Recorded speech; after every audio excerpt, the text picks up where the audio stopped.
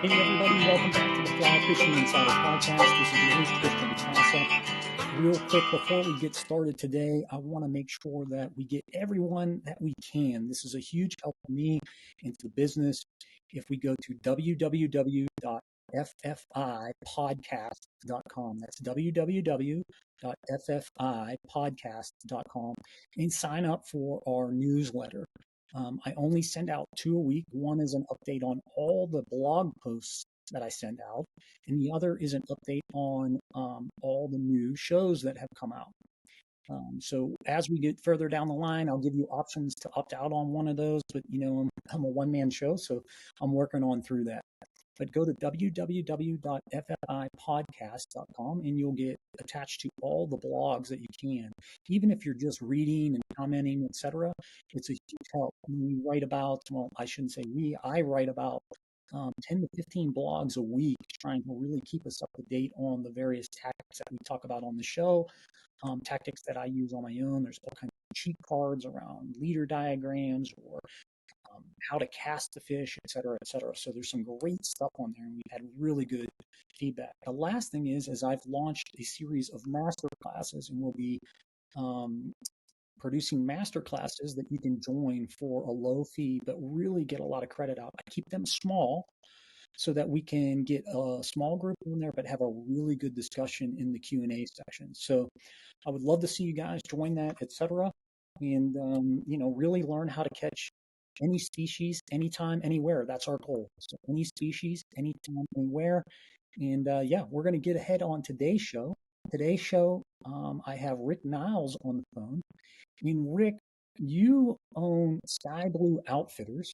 Sky Blue Outfitters out of Pennsylvania. Now we've had Bill Nolan on the line, who's talked about the Susquehanna and bass fishing and a few other areas, but you have a plethora of guys in the shop, and each one of them is really dedicated to different niches. So I want you to talk about that a little bit.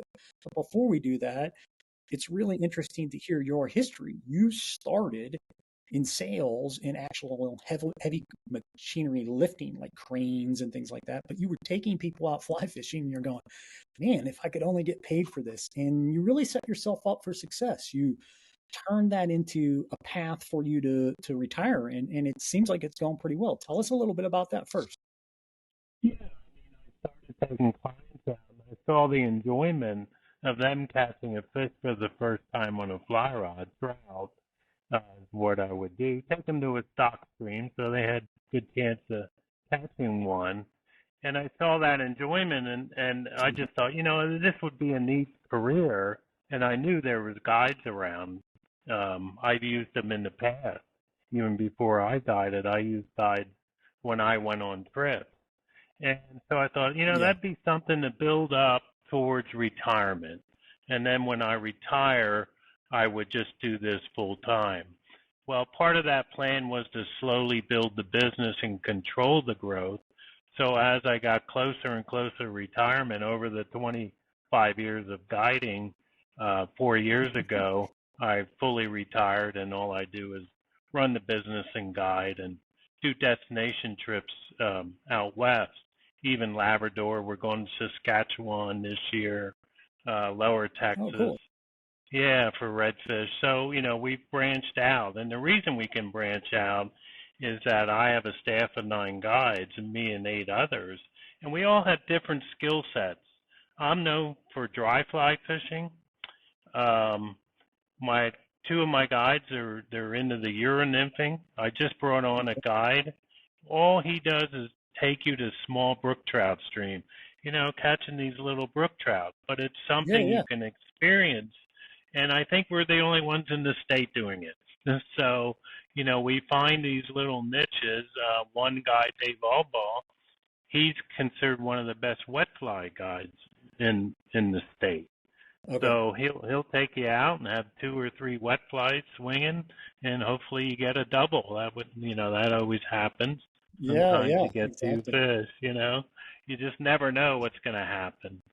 So that's right. So I'm very proud of the group I put together and where the business is. So I guess we're going to talk about Penn Creek then, or yeah. Go ahead. Yeah. We'll talk about Penns Creek today, and then what we're going to do is follow up at the end of the show with a tip on some dry fly fishing.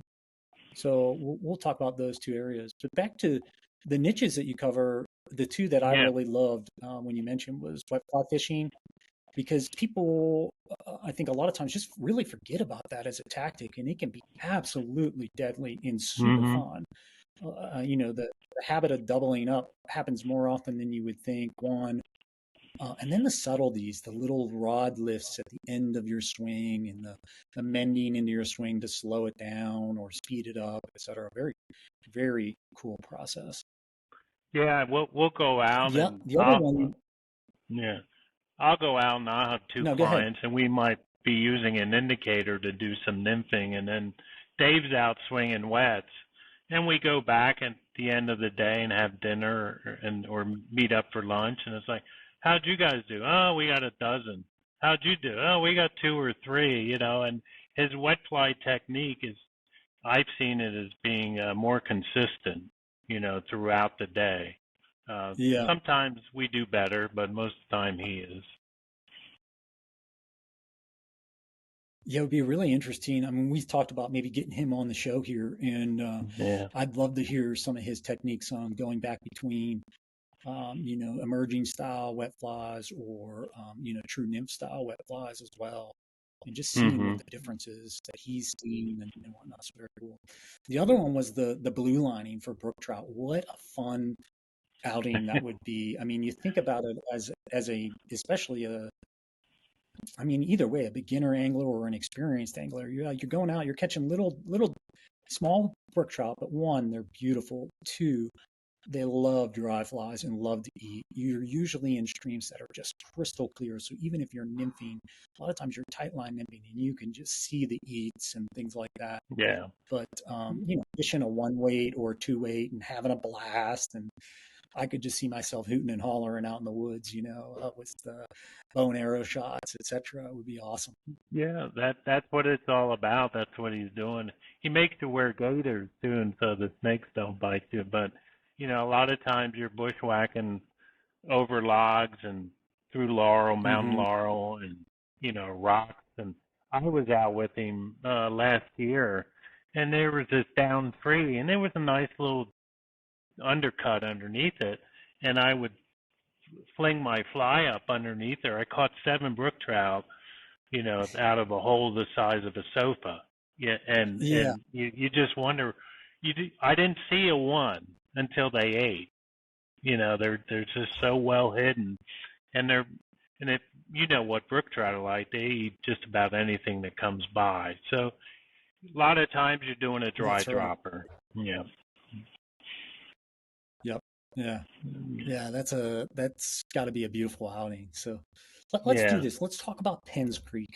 I'm a Pennsylvania guy originally. I'm originally out of Pittsburgh, and I've fished Penns Creek a few times because a friend of mine had a property on there, and it is a absolutely great place to fish. Why don't you kind of describe that for us and what your typical day is like? Yeah, I mean, Penn Creek is it's a unique fishery. I mean, it starts in a cave, Penn Cave. It just boils up out of the cave. You can take a ride in the cave on a boat, and the water comes out. And then it has, oh, I don't know, 25 creeks that influence it, that come into it all the way down to the Susquehanna River. Now, the trout fishery stops as you get closer and closer to the Susquehanna, but there's different sections. They now put in a slot limit if you want to keep fish. They have to be a certain size, 7 inches to 11. Um, Before that, you could keep the larger fish.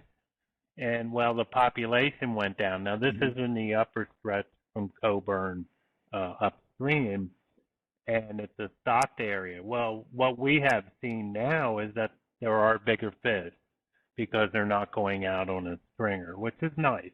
And but once you get into the Coburn area and down through, there's a 7-mile catch and release area, and that's my favorite place to guide. It's very rugged. It's not easy. Okay. You got to do some long walking, but it can be very rewarding. And what I mean by that, 17, 18, 19, 20-inch fish are there. Uh, Oh, wow. I've had clients get them up into 22, almost 23-inch, and I have my personal best in that stretch. And that's a unique story because I stalked him for a year. I knew he was big.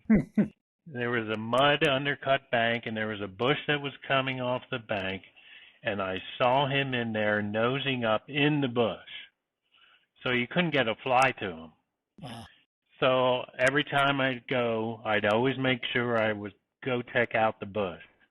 Well, I was there on the Hendrickson hatch in April, which is one of my favorite hatches. And I was nymphing, and I Yeah. looked down the bank where this bush was, and guess what? He was outside the bush, and I was seeing his nose come up. So as I changed over from my nymph thinking, I knew he was a big fish, and I snuck down there because you have to be stealthy on pens. They're smart fish. There's a reason they get that big. Yeah. I wanted to get a dry fly on him as fast as possible, so I didn't put tippet on. I think I tied on 2X and had a fight to get it through my Hendrickson dry and get it knotted. And looking at that knot, it was half the size of the fly, but I just wanted to get it on him. And I challenged myself one cast. So I watched him a little bit, threw a cast, got him where the rhythm was, and he took it on the first drift. Just a nice slow sip. Wow. And I'm by myself, but I got video of him in the net and still shots, and the girth on him was just. And I'm proud of that fish. So like I said, I stalked him for a Yeah. year, and it's tough when you know one's there and he just wasn't available. So, but it Yeah. was a Yeah. good Were you time. fishing upstream too or downstream? No, I saw him from the upstream, and I went to the far bank, and I slowly walked down. It probably took me good 5, 8 minutes of just slow steps. I hate putting wakes out there. Catch and Yep. release area to me is very technical on dry fly. I just do not. You can't go charging out there and say I'm going to get this fish. You'll put him right down. So I Yeah. got below him and I Yeah. cast it above him. And the way the bank was set up, it was an opening, the bush, and then an opening, and I had to throw into that opening, overcast, pull the fly out, and then let it drift down to him. So I couldn't Uh, like so that. That was the you had that best way to sacrificial approach it. drift to say. Well, the fact is, I Yeah. could pull it out of that opening right where he was in his feeding lane. So, there's a little Mm-hmm. technique for you. Overcast, lift your rod tip, pull it out, and then just drop it, and then set the hook. So Yep. that's the technique I used Yeah. on that fish. So it was Yeah. and It's an that was in interesting way April. to go about it. Yeah, it's an Yeah, interesting way to go about it because when you overcast like that and you start to pull, you often pull a lot of the slack out of your line. So your really good drift sometimes doesn't last as long um, you know, in that and I scenario. If you're getting it in the zone, it's perfect, right?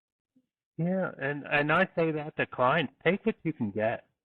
Just nymphing with Hmm. a indicator, it drifts and then you mend it and it pulls it because of the mend a little bit harder and you move the nymphs. Now I moved the nymphs.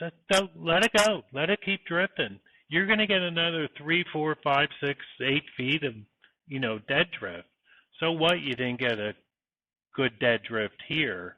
You did upstream and you did downstream. So, I always say take what you can get. I don't care if it's 1 foot, if it's 20 feet. So, Yeah, yeah. I'm but I'm of the same nature when it comes to dry fly fishing. I think about um, what is the feeding zone for the fish? How do you take a look at it? I actually have an article yeah, on presentation in the blog, and what I talk about is the conical vision of the fish, and then also aligning your fly so that when it comes into the conical vision of the fish, it's in its drift. So you have like a sacrificial drift period for where you're casting to. Then your drift starts, and you want to start before it hits the conical vision because then it looks real as it's entering in. Then that feeding zone is that's your zone, and then you're pulling out. All right, and you're recasting or you're resetting with a new fly, etc., or you're resting the fish. So, Yeah. I mean, there's so many different techniques on how to put a dry fly out there, and I really, really enjoy dry fly. That is what I do. Try to do the majority of the time. And pens, how that leads into pens again is the diversity of hatches and how heavy they are throughout the year. Right now, the stoneflies should be coming off, the little brown and black stoneflies. They are here at home. I'm mm-hmm. assuming they are out there. So during the winter, you're going to have that hatch start in February, March.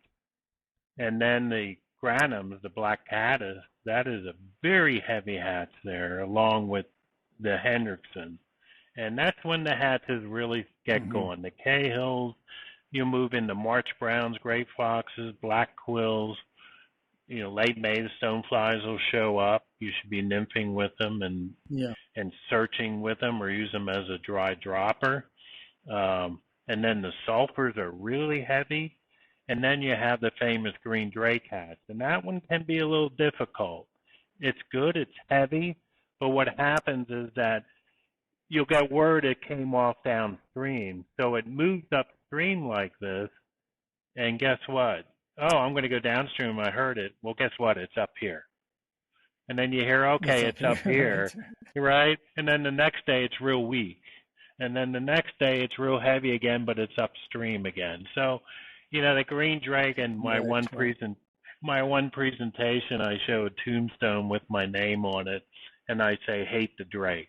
And and the That's reason I joke about that is once the word's out that green drake's on, the traffic jams are there. The people jams are there. yes. Parking is a problem. You got to go out at 2 in the afternoon and stake out your spot. So that's how I see it. Right. I'm being a little bit dramatic about it, but Right. that's how it can get. The the the good thing about it, you want to fish the green drake, guess what? It's on Big Fishing Creek. It's on White Deer Creek. It's on Pine Creek. You don't have to go to Yeah. Penn's if you want to fish it. So there's other Yeah. streams in the area that do have the green drake, and that's where I go. I run trips. Yeah. One of the things I do makes me unique is I run package trips out to Central PA. I lease a farmhouse on Big Fishing Creek. You can fish right on Okay. the property. We've caught 17 to 19-inch fish there over a 15-year period. We got a handful of big ones, but the creek's pretty small there. But what I do Yeah. is I offer guiding, lodging, food. We drive you around. Just show up with your gear and license, and we take care of you from that point on. And we'll go anywhere from within the hour of the farmhouse, and that can take us anywhere from Kettle Creek, Little Juniata, up to Pine Creek, Little Pine. So we cover a pretty big area, about 20 good trout streams. And I don't know if you're aware of this, but State College was named in the top 25 fly fishing locations in Oh, the country. So yeah, it is. They have a great fly fishing program, and I hmm mean, Pennsylvania overall, in my opinion, is highly underrated as a quality fishery. yeah, Those that fish a lot, I think, know about it. But those that don't, they just think west, west, west, right? But one of the best it's fisheries in the country for sure. oh, it is. It has more running water than any other state in the lower 48. So Alaska beats it. Yeah. So that's running water and trout water.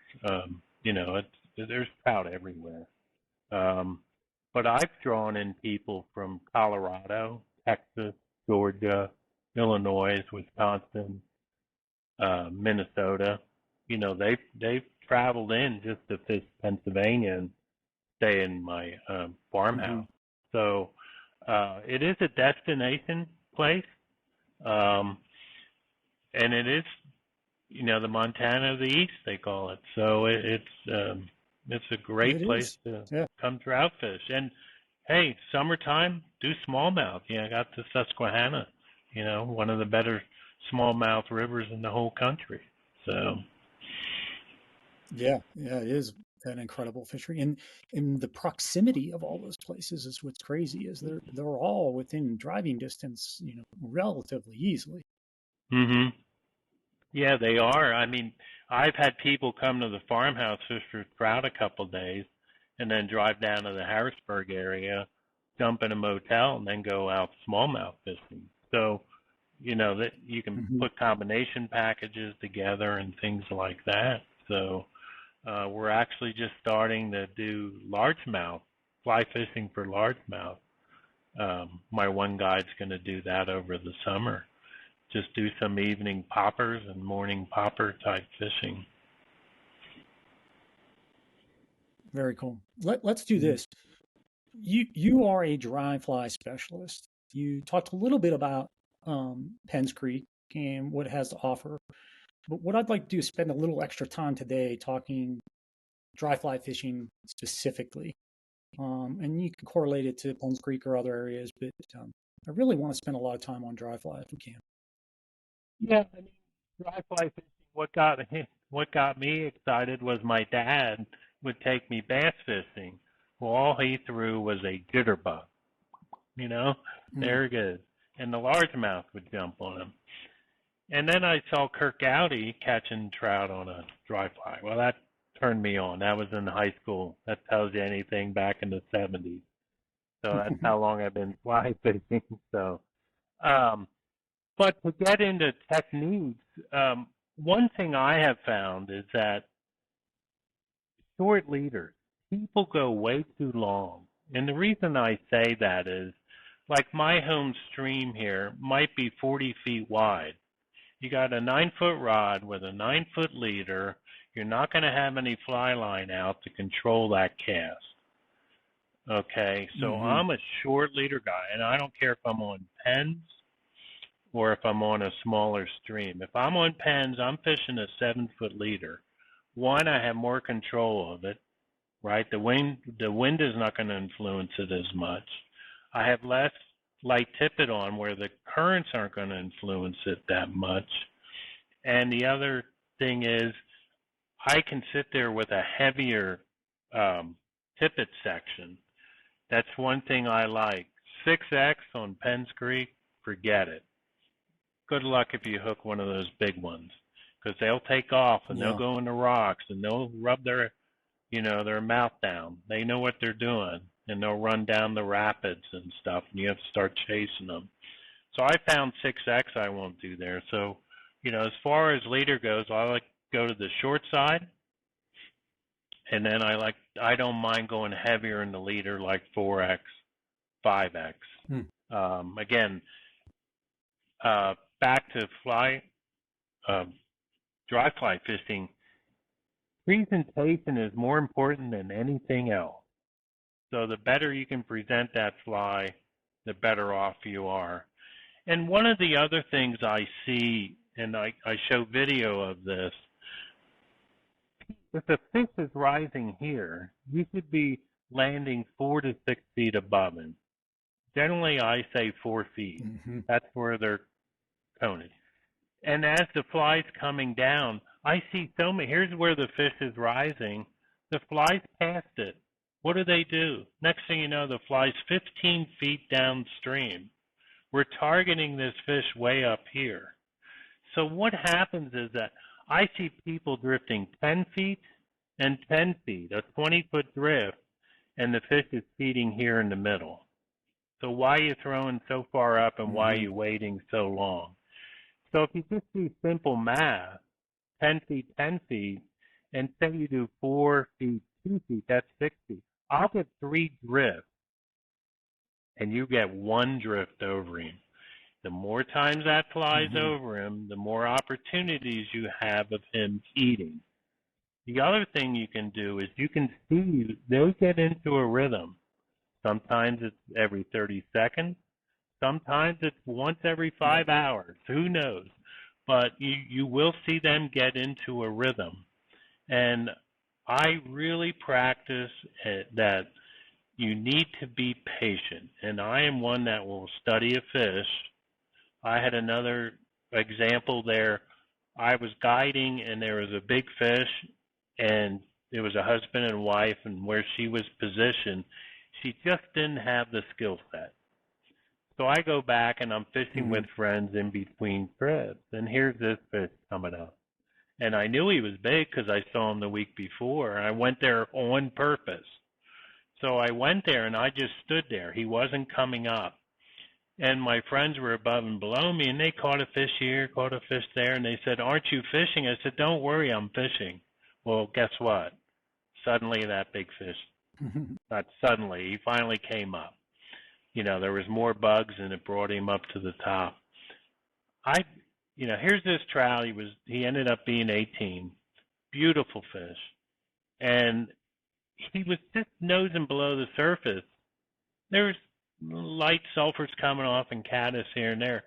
I put on a stimulator and dropped a stonefly unweighted nymph 3 inches below it. He ate it on the first drift. I always say big fish, big fly. But back to that drifting, too many times people they waste their time. If there's 3 fish in a row, sure, drift the whole length. Now you're getting over 3 fish at a Right. time. But I target a fish. I will pick out a fish. And if there's multiple fish rising close to me and then farther, of course you want to start towards you and work your way out. One of the other things too, I see too many. There's no bad cast. If you ever guided by me, you're going to hear me say that. There's no bad cast. There's only bad pickups. And what I mean by that, somebody will throw a bad cast and land it right where he's coming up and go, oh, and go for another cast. Now the water whipped right above him. Is it an osprey? Is it an eagle? What happened there? And then it's like, well, the fish went down. Well, you Right. throw a bad cast, drift it out.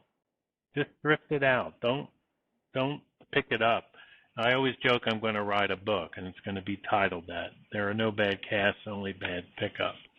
So, there's a couple things I like to teach on the water. You s- I see that all the time in streamer fishing too, where guys will Yeah. cast, they'll put it, 12 inches from the bank, and they want it right on the bank. So they'll immediately Mhm. just rip it right out of the water and recast it. And you're I like, know.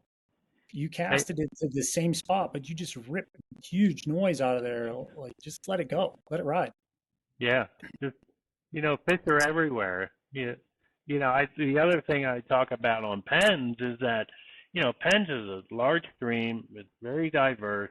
There's slow water, there's fast water, there's rocky, nymphing water. It's just beautiful, beautiful water, and it's isolated, which I like. And people get there and they get so intimidated by it. And I sit there and say, look, here's your small home stream. Just look at it this way. There's water in your home stream that you don't walk by. You do the same thing at Penns. Everybody goes to the deep water, the deep fast runs. There's fish in this deeper water, on Penns, just like they are in your home stream. There's no difference. So to me, there's fish everywhere. In the spring, they are so spread out, you can find them anywhere. In the riffles like this to, shoulder deep water, you can find them. Yeah. When when you're watching a fish, like you said, I saw this fish and I came back to it after this woman. She just didn't have the skill set. What are the observation items that you are looking for? You mentioned timing is one. What are some of the other observations that you're looking for? Yeah, the type of rise, it is. Just because I've been fly fishing long, I can really recognize the type of rise and the size of fish. People, you always say, here's flashy rise. You're after caddis. No. you get splashy rises all the time. In the presentations I do at the show, I show a video, and here's this splashy rise. Okay, so I sit there and ask the question, what's the size of the fish? Well, they go, it's small fish. They go, small fish. Well, then I bring up a slide of a 20-inch fish. I said, no, we're going to dissect his rise. And so I show him what you see first is his dorsal and then his tail flap to go back down. So that tail flap is what they're recognizing as the mouth, and it's actually the tail. So learning those type of rises, so that tells me his head didn't break the water, right? Head didn't break the water, and his tail is what broke the water. So that tells me it's a big fish, and I should fish in a merger. So. Mm-hmm. Right, he's feeding subsurface somewhere. Yeah. When you head out, what's the typical rod setup that you're using? Using a 4-weight or a 5-weight, something like that? And Oh, you I mentioned always earlier a say, short leader. yeah. I mean, me personally, I use a 4-weight, but I always recommend a 5-weight. But I like a real fast, stiff rod, so I have the backbone to go with it on a fast rod 4-weight. But if somebody comes up with a medium action 5-weight, they need to be there. And you never know, we might be throwing buggers or streamers, and depending on the conditions. So that helps too. And a lot of deep water there, a lot of places we're going to use heavy nymphs and an indicator, and so. Yeah. Your leader, you mentioned you like to use a short leader. When you say short, can you define that? Is that a Yeah, 7-foot leader? yeah, 7.5 feet. A lot of times what I do is I put on a 9, just trim it back. And if I'm going to use a 9, one thing I do is I'm cheap. I learned all these little secrets. I'll buy a mono, cut it back to 5, and then put fluoro on. I don't like total fluoro leaders. I don't think they're necessary. But I think fluoro at the end, last 2 feet, 18, 12 inches, I'm going to put fluoro on there. So if I get out a brand new 7.5-foot leader, I'm going to go back to 6.5 and tie 2 feet 5X on, or whatever I feel. So that's just me. And a lot of people seem to shy away from that. They like to have the mono because they feel less dense. It's going to float better. The mono is going to sink. It's going to pull your fly down. And I'm like you. I like to have the mono. I like to have the disappearing. And if my fly drowns, I'm really okay with that. Yeah, I mean that's just the little things I'm self-taught. Nobody taught me how to fly fish, so it's just things I came up with, and other people have too. So that's just how I'm a very basic fly fisherman. I don't get too fancy. The in the past I would always tie a second nymph off the bend of the hook. Well, now you have all these Euro hooks that are barbless, which is good. I'm not complaining, but if you tie on the bend of the hook, it's gonna slide off. It can't catch that barb. Yeah. So what I do now is I will come down, tie to the jig nymph, the Euro nymph, and then either the tagline I normally cut off, I'll keep long and put my second fly here, which is always smaller. So this will be my larger fly, say like a Henriksen nymph, and then up here I might have a blue-wing olive nymph, and should float above it, so to bring it this way. The other thing I'll do too is trim off the tagline, and when I'm fishing like a zebra midge, like during the winter now, I'm putting on a Perdigon, and then I just take some 6X, go through the eye, tie the knot, and then tag off of there. So that's just two of the basic ways I do it. And sometimes what I'll do is I'll put on a wet fly, soft tackle, let that. And then at the end, I let it swing and drift. Now you're fishing two techniques, especially if there's flies and they're not really on top, then they're feeding below because the nymphs are active. So just another way of setting it up. I do something similar with my dry flies. If I'm fishing a dry fly, say I have like a stimulator, and that's my dry fly, and I fish a nymph off of that. Rather than tying off the bend, sometimes I have barbless hooks on a lot of my dry flies. I'll tie off of the tippet itself in front of the fly and just kind of scooch it in tight. And then if I need to change my nymph or I need to change my dry, I can do that without sacrificing the entire setup. Well, I do the same when I talk about my dry fly technique. I talk about dry dropper, and I show a video of a fish feeding subsurface and coming up. But one thing I emphasize is go long, go 30 inches, go 3 feet. Mm-hmm. It's easier to adjust this way than to adjust down. You're going to be tying knots, or putting on longer, tippet material to get down deeper and deeper. Start long. And I'm one, if I'm nymphing and have a client nymphing and he's hitting the bottom a lot and I'm pulling his leg and you're missing all these fish, what I'll do is I will shorten that up. I don't want to be riding the bottom. I really like to be up 6-8 inches off the bottom. I found that technique works better, especially with novices or beginners. They can see that indicator go down because the fish came up, took the nymph, and went down. So that'll bring the indicator down, or the dry fly. So it's good for them. It's more visual. It's more recognizable that they got a hit than one riding on the bottom that's pausing a lot, because some of those pauses could be fish eating. Mm-hmm. Yeah, and you think about it like a fish coming up to feed is going to hit a fly faster than a fish that is just slightly moving back and forth. Yeah. You're going to create more interruption to your drift.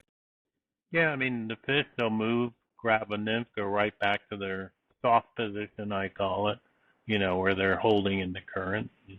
They grab the nymph and they bring it back, or they go up, like I said, and come down. And the indicator goes right under. So it's, that's one of the things. I mean, I have clients that fish come up and eat their dry fly and they don't set the hook.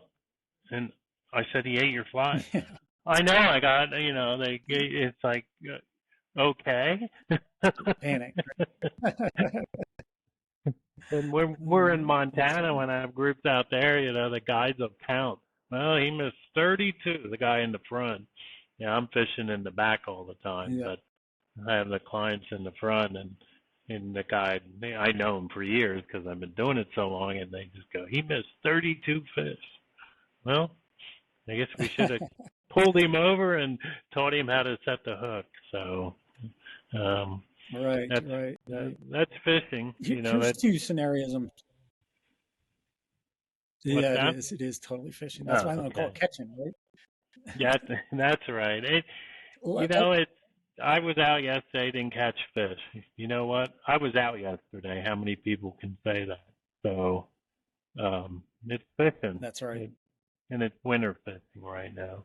So, there's two techniques that I use, and I'm curious if you use them or what your thoughts are. One is a double dry. Do you use that technique very often? Yeah, usually with trico, and we're casting far. Put on a caddis and tie a trico off the bend of the hook, and throw it out there because tricos are hard to see. Do you just use the caddis as a sighter primarily? Yeah, well, what you do is you see, here's the caddis floating down. You see a ring around it within 12 inches, set the hook. Trico spinners are tough to see. And I will, if there's multiple hatches, like we get a lot of caddis sulfur hatches towards the evening, I'll put both Hmm. on.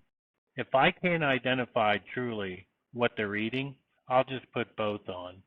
A lot of times what I'll do is if there's caddis and sulfurs, I'll just drop a pheasant tail, nymph size 16.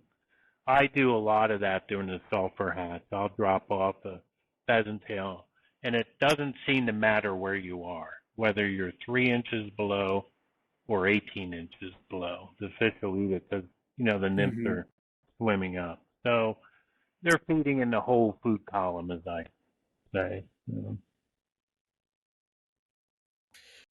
One other technique that I've started using more and more, it's something I've found when I've, like you had said, they're feeding on emergers, and I can tell they're feeding on emergers, but I'm having a hard time, fishing at and seeing or something like that. I'll tie on an emerger to my leader, then a piece of tippet, like a drop, like a double, I would, and then I'll tie on a pretty floatable dry fly, like you said, elk hair caddis or something like that that I can see and floats pretty well. But having that emerger ahead of time for me, it seems like I can really get it to ride subsurface, and then I can see where those takes are. Have you tried anything like that? Yeah, I mean, I do that too, and it's nice to see a fish come and take that dropper. You see that blast, and again, you and I could recognize that, but beginners, you know, I'd say set the hook, and because I saw the flash of him eating the nymph subsurface, and Hmm. they don't get to see that, or they don't recognize that. And it's the same with streamers, woolly buggers. You know, if I always like to use light colored woolly buggers, yellow, white, something with gold, something the fisherman can see or I can see when I fish. I want to know where that is Hmm. because I can tell if a fish is swiping at it. If I have something dark on, like a black or an olive, you really can't see that subsurface like you can a yellow one. So I like using high Yeah. visibility streamers for so you can see the take, or if one's on it, modify your strip or lift your rod tip a little bit, whatever you need to do to give that a more subtle action or faster action. Yeah. Yeah. I love a white crystal flash bugger. I mean, something Yeah, about it. Easy to yeah. I see. mean, It just seems to work. yeah. And it's funny up in the Upper Delaware. I know some guides up there, and I go up there, and I hire guides when I go up there. I don't. I want to fish, so I'm not licensed for up there. But what they're telling me, all these large, drunken, disorderly, articulating two-hook streamers, they think the fish are all leery to them now, and they're going back to micro streamers. They're showing them something Mm, different. So probably 5 years from now, they'll switch back over to the big ones. And I can yeah. see that. I mean, everybody got into these articulating streamers, and they're throwing them everywhere, and Penn's is a great place to do that in high water. When the water's on the rise, it's some of the best fishing you can have. But I think they're seeing a lot of these big streamers, and they've been caught on them, and it's like, I'm not going to eat that one. So that Yeah. that seems to be the Yeah. I find more and feeling more out there. these days when I'm, yeah, I find more and more these days when I'm prospecting with streamers, I fish like a medium sized, maybe Hmm. conehead bean, fly. And then I fished a really small bugger off the back, like 3, 4 feet. And Yeah, it seems to it be a deadly setup for me. I mean, that second fly, I seem to pick up a ton of fish on. So I don't know if it's moving water and creating attention, and then they're hitting that second fly, or what it is, but it seems to work really yeah, well for me. I have this pattern too, and I have a chaser fly when I talk. So say you have a 3 inch clouser or something like that, I tag off something 4, 5, 6 inches back that's smaller, like it's a small fish chasing a Hmm. bigger fish, because that happens, depending on the species, what's going Hmm. on. I get a lot on that small fly, that, and Yeah. it's not an insurance fly where he missed the first one and I snagged him on the second. No, I can see him Yeah. stomp on it. Right. Here's all of these two flies going through the water. Um, but I don't do that with a 4 inch or 5 inch and tag off it. I'll do a woolly bugger or, Yeah. size 12 or something and do that. Do you have do you have any particular casts that you like to use for dry fly fishing? I know for me, I really love to use a pile cast in short cast. It seems to be very helpful for me, but and a wiggle cast is another one that I use a lot. How about Yeah. you? I have one that I use a lot, and I think everybody needs to learn the cast and learn how to properly use it. I will overcast my target, and while the fly's in the air, I will take the rod and the line and go back real fast. So the line's laying out flat, and then I pull it back, and it puts loops or spaghetti in everything. That'll give you a longer Hmm. drift.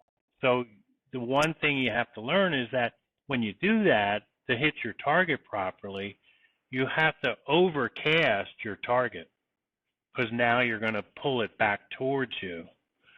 So I don't see people Yeah, like using bounce that. I casting. use it. I become very accurate with it. You can throw a hoop out Hmm. there, I'll overcast, pull back, and it'll drop in the hoop. Um, but I don't see too many people lay it out flat. Well, when it's flat and the current pulls here and the current pulls there, next thing you know, that flies, you know, going faster than the current, as they say. But if you have all this line out Yeah. there, you can mend without pulling the fly. Um, and sometimes you just need to twitch the fly. Just I will Yep. do soft mends just to get that fly to move, just just a little hair. Just like it's trying Hmm. to get off the water, but not moving it a foot or 8 inches or something. But overcasting your target, Hmm. pulling back your rod and line, letting all the line drop. The other thing I see out there is that you want a dry fly. If you're fishing a dun, you want that fly to ride the surface film. So what you want to do is release higher up in the air, and there's two advantages to that. First of all, you're going to get a soft landing and a high float. Second of all, generally speaking, Hmm. you're casting where there's pine trees or mountain laurel or a nice green background.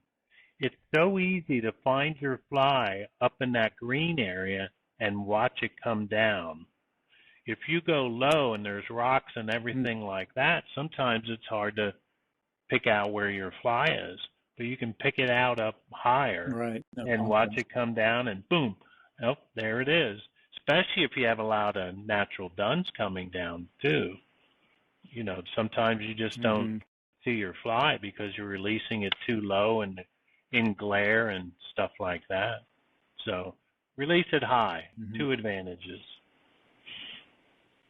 Okay. Fly wise, do you prefer a full adult dun or do you use a lot of cripple patterns? I'm a cripple guy. I like to use clinking hammers and Yeah. cripples. I feel like that's my target quite a bit. Yeah, my favorite flies I call garbage flies. They're they're emergers that are crippled, or the wings are all crumbled, but the body's there. And I show a picture in my presentation.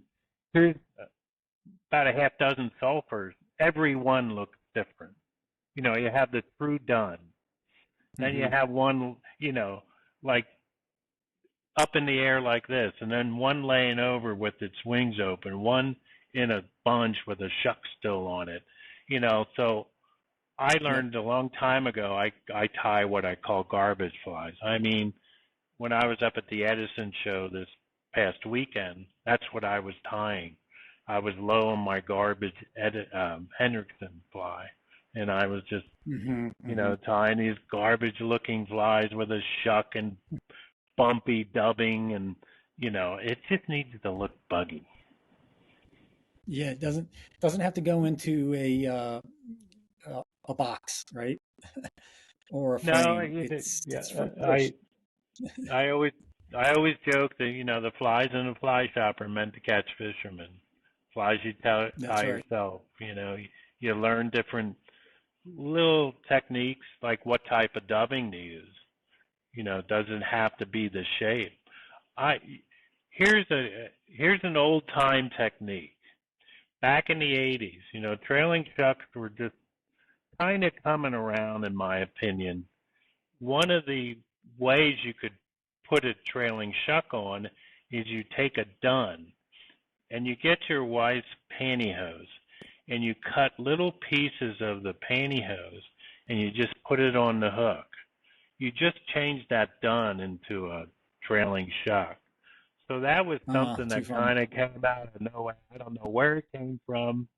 A buddy of mine heard about it, and so we started doing it, and it worked. You throw a dun out there, you wouldn't eat it. It, We had cut up pantyhose in a little bottle and put one of them on, slap a throw it little out on there there. and boom. Yeah. So it, That's an I, incredible trick. I really like that. yeah, I was Euro nymphing back in the 80s. I just didn't know it too, by the way.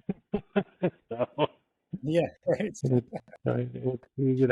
it, it goes full circle. So That's right. Right. Well, hey Rick, man, it has been great talking to you, learning about Penns Creek and your dry fly fishing tips and tricks. So we're going to get some people out there to Sky Blue Outfitters. Hopefully they'll come visit you, maybe book some trips and go have some fun. So you described yeah, quite a few outings that just sound great. So I'm really happy for you that things panned out on your quote retirement, which is your long term fishing vacation. And I hope to fish with you someday, bud. yeah. Long time. I work 4 months a year now, so instead of 12. Yep. So, yeah, if you need to get a hold of me, then go to skyblueoutfitters.com, or Rick at skyblueoutfitters.com. So, and there's contact forms, there's information on all my trips, whether it's walking away to a package trip, to a destination trip. I have had charts on the Yeah. website. I mean, I have descriptions of the different streams in eastern PA and central PA, like Penn. Just basic descriptions. This is the type of streams that are available. So, Yeah. Okay. Well, great, Rick. Once again, good talking to you. Good to meet you. And we'll see you guys next week.